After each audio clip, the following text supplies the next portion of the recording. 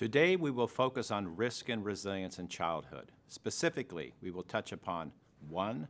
What are risk factors in childhood? How do they negatively affect child development outcomes? 2. What is resilience? Why do some children develop resilience and others do not? 3. How do social emotional skills enable children to navigate risk and develop resilience? Risk factors are conditions that increase the likelihood of poor outcomes.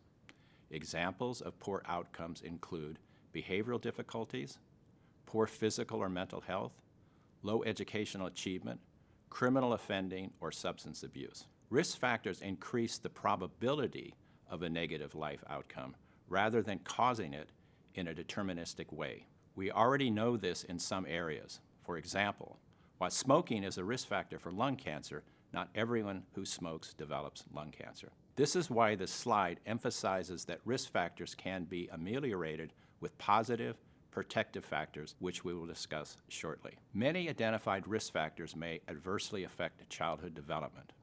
Poverty, parental depression, toxic parental stress, family conflict or violence, emotional neglect, or alcohol and other drug use, especially during pregnancy, among others. Resilience may be defined as the attainment of desirable social outcomes and emotional adjustment despite exposure to considerable risk. Science tells us that some children develop resilience or the ability to overcome serious hardships, while others do not. Understanding why some children do well despite adverse childhood experiences is crucial because it can inform more effective policies and programs that help more children reach their full potential. Here are the basics. Children build resilience over time through experience. It is the result of a combination of protective factors.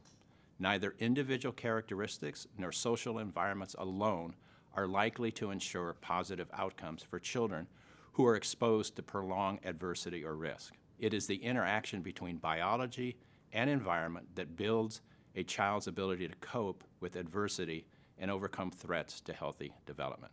Research has identified a common set of factors that predispose children to positive outcomes in the face of significant adversity. These counterbalancing factors include supportive adult-child relationships, sense of self-efficacy and perceived control, opportunities to strengthen adaptive skills and safe regulatory capacities, sources of faith, hope, and cultural traditions. Let me illustrate these points with a quick example.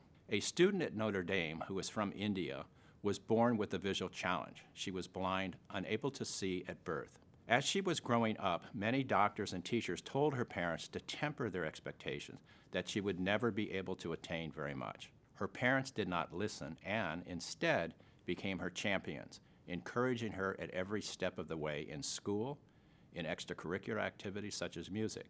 She developed a beautiful voice and sings now in the university choir. Her parents encouraged her to apply to universities in the USA. In my class, she had special aids that allowed her to listen to readings, so the university also enabled her progression. She mapped out the route from her dorm to each of her classes on campus, practiced walking there with her white cane, and identified a place where she could stand before the classroom was open. In this case, resilience evolved through individual characteristics, such as native intelligence, her parents' encouragement and mentorship, which in turn supported her development of social emotional skills such as motivation, persistence, critical thinking, compassion, or empathy for others, among others, and a university environment that can accommodate her learning challenge and embrace her for her courage and ingenuity. A few words about genes might be useful at this point. Genes contain a set of possibilities, but how they are expressed can be influenced by the experiences the child has, which helps the child adapt their particular environment. A child's genetic makeup may add risk or protective qualities. Intelligence, for example, is seen as protective. Where they do increase risk, genes do not usually directly cause certain outcomes, such as behavioral difficulties, but they can make those outcomes more likely.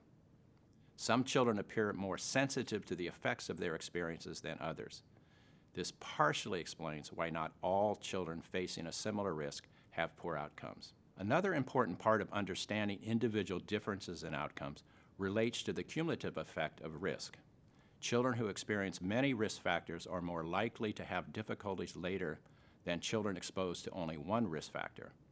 For example, maternal depression is a risk factor. However, if that is the only risk facing a child, a positive outcome is still likely. When other risks are also present, such as poverty or a lack of social support, negative outcomes are much more likely.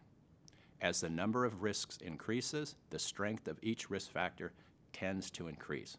Protective factors also operate cumulatively, with children who experience many protective factors having significantly better adolescent outcomes. To sum up, the balance between the number of risk and protective factors children experience increases the likelihood of a good or poor outcome. Genes play a part, but experience influences how they are expressed. High numbers of risk factors with few protective factors lead to a greater likelihood of adverse outcomes. Conversely, the more protective factors there are during children's early years and the fewer risk factors, the more likely it is that children grow up into the thriving adults they are meant to be.